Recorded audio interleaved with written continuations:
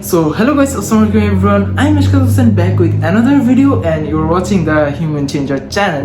So অনেকদিন পরে আবার ভিডিও নিয়ে চলে আসলাম আর আজকের এই পার্টিকুলার ভিডিওতে কথা বলবো আমি ডাউনটাউন মুভ হয়ে গেছি এই বিষয়টা নিয়ে। সো বর্তমানে আমি ডাউনটাউনে মুভ হলাম আর কেনই বা মুভ হলাম এইটা নিয়ে আমি একটা ছোট্ট স্টোরি হিসেবে কথা বলবো।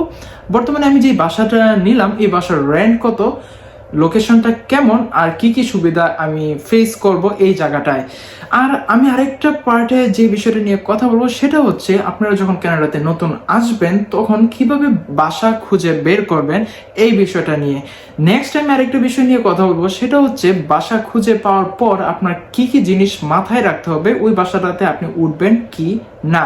সো যদি আপনি আমার চ্যানেলে নতুন হয়ে থাকেন সেক্ষেত্রে চ্যানেলটাকে সাবস্ক্রাইব করবেন, ভিডিওতে একটা লাইক দিবেন আর কমেন্ট সেকশনে বলে দিবেন আপনার প্রয়োজনীয় কি কি ইনফরমেশন দরকার ওই বিষয়টা নিয়ে আমি একটা ভিডিও বানানোর চেষ্টা করব। তো without any further delay let's start the video. আর ভিডিওর ফার্স্টে আমি আমার বাসার ছোটখাটো হালকা একটা ভিডিও করে দেখানোর চেষ্টা করব আর দেন আমি ফুল ডিটেলসে কথা বলবো। So let's go to the main video.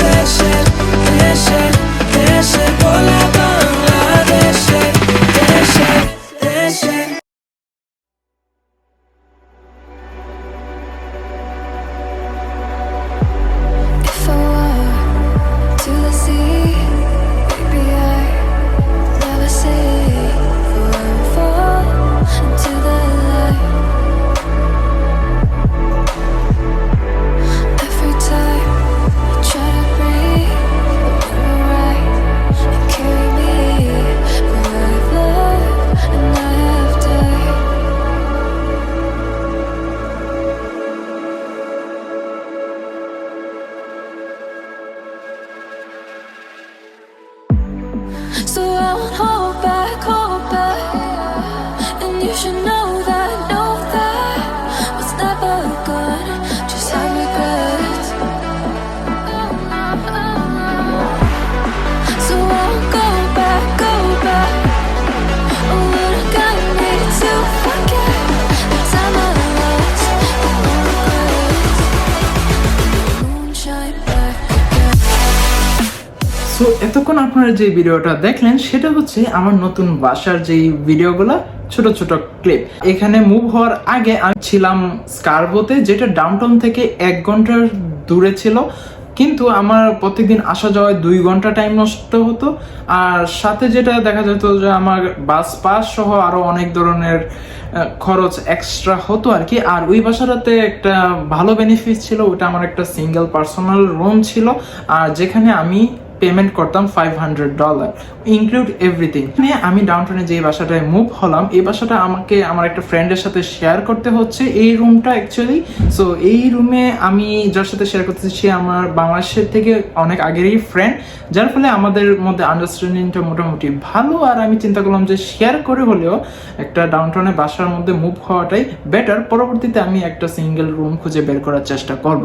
So এই বাসাটা হচ্ছে একটা ইতালিয়ান নাগরিকের, যিনি এখানে প্রায় 60-70 বছর যাবত ওনার ফ্যামিলি সহ ছিল, কিন্তু বর্তমানে উনি একা এখানে থাকতেছে। সো আমরা একটা রুম উনি আমাদেরকে দিল। সো প্লাস পয়েন্ট হচ্ছে উনি এখানে আমাদের আলাদা যে ইভাইকগুলো আছে ওগুলো রাখার জন্য একটা প্লেস রেডি করে দিয়েছে বাসার ভিতরেই। প্লাস এখানে একটা বড় ব্যালকনি, আপনারা যেটা দেখলেন বাসার সামনে একটা ছাদের মতো আছে। দেখা যায় কি যেই লোকেশনটাতে আমি নিলাম আমার বাসার সামনে হচ্ছে সাবওয়ে। সো আমার যদি কোনো জায়গায় যেতে হয় সেক্ষেত্রে আমি বাসার সামনে থেকে জাস্ট 1 মিনিট হাঁটলে আমি সাবওয়েতে যেতে পারছি। সো এই জিনিসটা হচ্ছে আমার জন্য সবচেয়ে বেনিফিশিয়াল। আর হচ্ছে যদি আমি উবারও যদি করতে চাই সেক্ষেত্রে হচ্ছে যে আমার বাসার নিচেই অলমোস্ট সব রেস্টুরেন্ট আছে। সো আমি এখান থেকেই স্টার্ট করতে পারি, আমার কোনো ধরনের বাস বা কোনো জায়গায় মুভ হওয়ার দরকার নাই, আমি ঘর থেকে স্টার্ট করে বের হতে পারছি। 3টা ফ্রিজ আছে বাসার মধ্যে যেটা আমরা ইউজ করতে পারতেছি আমাদের গ্রোসারি জিনিস টিনিস রাখার ক্ষেত্রে। কিছুই ইনক্লুডেড আমার এই বাসার রেন্ট দিতে হবে $525। সো আমি আগের বাসায় দিতাম সিঙ্গেল রুমে 500 আর এখানে দিতে হচ্ছে শেয়ারিং রুমে $525। সো এতটা ডিফারেন্স না থাকলেও ডাউনটাউনের তুলনায় আমি বলি যে এই বাসাটা মোটামুটি আমার জন্য মেবি ভালো হয়েছে। আর আমি তো আমার ফ্রেন্ডের সাথে শেয়ার করতেছি, সো ডাজন্ট ম্যাটার। যেটা হচ্ছে ক্লিনিং নিয়েও, যেটা আমাদের আগের বাসায় যেটা হতো পার্সোনাল ক্লিনিং থাকতো, যে একটা ডেটে আপনার ফুল বাসা নিজের ক্লিন করতে হবে, কিন্তু এইখানে ওই ওনারের পার্সোনাল লুক আছে যারা এই বাসাটা প্রত্যেক উইকে 2 থেকে 3 বার এসে ক্লিন করে দেওয়া যায়, যেটা আমাদের জন্য একটা এক্সট্রা প্লাস পয়েন্ট। অ্যান্ড আমরাও চেষ্টা করি সবকিছু মোটামুটি ক্লিন করে রাখার। সো এইগুলো ওভারঅল জিনিস। আমার বাসার রেন্ট কত, কিভাবে আমি কার সাথে শেয়ারিং করতেছি, এই বিষয়টা। এখন আমি যে বিষয় নিয়ে কথা বলবো সেটা হচ্ছে এই বাসাটা কিভাবে পেলাম। সো অ্যাকচুয়ালি আমি অনেকদিন যাবত বাসা খুঁজতেছিলাম, যেহেতু সামনে সামার আসতেছে, সামারে যদি আমি একটা ব্রেক নেই সেক্ষেত্রে আমি উবার একটু টাইম দিব, প্লাস লাইব্রেরিতে একটু টাইম দিব। সো এই দুইটা জিনিসে টাইম দিতে গেলে আমার ডাউনটাউনে মুভ হয়ে যাওয়াটাই বেটার মনে হলো, যাতে করে আমার কিছুটা টাইম সেভ হয় অ্যান্ড আমি ওই এক্সট্রা টাইমটা আমার একটু রেস্টিং বা একটু রান্না বান্না বা অন্যান্য কাজে স্পেন্ড করতে পারি। সো তাই আমি ডাউনটাউনের জন্য একটা বাসা খুঁজতেছিলাম, আর খুঁজতে খুঁজতে খুঁজতে খুঁজতে আমার ফ্রেন্ড যে ছিল সাকিব, ও এই বাসাটা পায়, আর যেটার অ্যাড ফেসবুক মার্কেট প্লেসে দেওয়া হয়, আর ওইখান থেকে আমরা ওনার সাথে কন্ট্যাক্ট করে বাসা দেখে কিছু টাকা অ্যাডভান্স করে বাসাটাকে আমরা ফাইনাল করে ফেলি। কজ এরকম বাসা মিস হয়ে যাওয়ার চান্স অনেক বেশি, আর ডাউনটাউনের বাসা পাওয়া অনেক টাফ, লাইক এই প্রাইস রেঞ্জের মধ্যে। এখন আপনাদের জন্য যে বেনিফিশিয়াল ইম্পর্টেন্ট টিপসগুলো আমি দেব, সেটা হচ্ছে যখন আপনারা কানাডাতে আসবেন আর আপনারা বাসা খুঁজতে থাকবেন, সেক্ষেত্রে আপনারা ফেসবুক মার্কেট প্লেস, কিজিজি অ্যান্ড ফেসবুকে বিভিন্ন গ্রুপও আছে, যে টরন্টোর হাউস রেন্ট বা টরন্টো কন্ডো রেন্ট বা অ্যাপার্টমেন্ট সামথিং, এরকম অনেক ফেসবুক গ্রুপ আছে যেগুলোতে আপনারা কন্ট্যাক্ট করে বাসা একটা ম্যানেজ করতে পারেন। তাছাড়াও আমাদের বাংলাদেশিদের জন্য 1-2টা গ্রুপ আছে যেখানে আপনারা আপনাদের প্রয়োজন মতো পোস্ট করতে পারেন। বিভিন্ন বাংলাদেশি বড় ভাই যারা আছে ওরা আপনাদেরকে হেল্প করার চেষ্টা করবে। সো এই গেল আপনারা কিভাবে বাসা খুঁজে পেতে পারেন। এখন আমি কথা বলবো যে আপনি যখন একটা বাসা খুঁজে পাবেন, ওই বাসাটাকে কিভাবে আপনারা ফাইনালাইজ করবেন। যখন আপনি একটা বাসা খুঁজে পাবেন, তখন ফার্স্ট অফ অল আপনাকে ওনারের সাথে কন্ট্যাক্ট করাটাই সবচেয়ে বেস্ট মনে হয়। আপনি ওনারের সাথে কন্ট্যাক্ট করবেন, আপনি বাসাটা যেয়ে একদিন দেখতে যাবেন যে বাসাটার অবস্থা আসলেই কেমন। মাঝে মাঝে যেটা দেখা যায়, ওরা ফেসবুক মার্কেট প্লেস বা কিজিটিতে যেই ছবিগুলো আপলোড করে, ওই ছবিগুলো অরিজিনাল থাকে না, বা অনেক আগে যেটা গোছানো বা সুন্দর ছিল ওই ছবিগুলো আপলোড করে। So most of the time যেটা হয়, ওই ছবিগুলোর সাথে রুমের কোনো মিল থাকে না। সো অবশ্যই আপনাদের বাসাটা যে আগে চেক করতে হবে, আর চেক করার সময় অবশ্যই সাথে আপনার কোনো একটা ফ্রেন্ড নিয়ে যাবেন, কজ কোন এরিয়াতে যাচ্ছেন আপনি যদি এটা না জানেন, সো ক্ষেত্রে অবশ্যই 1জন বা 2জন মিলে নিয়ে যাবেন সাথে, যাতে করে ওরাও আপনাকে একটা সাজেস্ট করতে পারে যে না, এরিয়াটা ভালো বা ওনারটা ভালো, তোমরা এই বাসাটায় আসতে পারো। সো এইগুলো একটা বিষয়। নেক্সট বাসাতে আসার পর আপনার যদি বাইক থাকে, ফার্স্ট অফ অল ওই বাইকের জন্য একটা নির্দিষ্ট প্লেস আছে কিনা ওইটা দেখতে হবে। প্লাস হচ্ছে আপনার বাসায় পানি, ইলেকট্রিক অ্যান্ড ইন্টারনেট, এই জিনিসটা কি আপনার রেন্টের সাথে ইনক্লুড কিনা, এই জিনিসটাও আপনাকে অবশ্যই ওনারকে জিজ্ঞাসা করে নিতে হবে। মোস্ট অফ দ্য টাইম যেটা হয়, রেন্ট আলাদা হয়, আর ইউটিলিটিস যেটা আপনার পানি, গ্যাস, হাইড্রো, যেটা আমরা ইলেকট্রিক হিসেবে চিনি, হাইড্রো বা লন্ড্রি, এই বাসা আছে কিনা, এই জিনিসগুলো এক্সট্রা হয়ে থাকে, এর জন্য আপনাকে এক্সট্রা পেমেন্ট করতে হয়। সো অবশ্যই আপনাকে ওনারের সাথে কথা বলে নিতে হবে যে এই জিনিসগুলো আপনার রেন্টের সাথে ইনক্লুড কিনা। আর হচ্ছে যে মাঝে মাঝে কিছু কিছু অ্যাপার্টমেন্ট বা কোনো জায়গায় গেলে দেখা যায় যে ওই বাসার মধ্যে কোনো ইন্টারনেট থাকে না, সেক্ষেত্রে আপনাকে আলাদা করে পার্সোনাল ইন্টারনেট নিয়ে নিতে হবে, যেটা আপনার জন্য কিছুটা এক্সপেন্সিভ হয়ে যেতে পারে। সো এই জিনিসটাও আপনি একটু মাথায় রাখবেন। আরেকটা যে বিষয়, মোস্ট অফ দ্য টাইম আপনাকে একটা লিজ সাইন করতে হয়, যেটা হচ্ছে 6 মাস বা 1 বছর বা 1 বছরের উপরেও অনেকেই নেয়।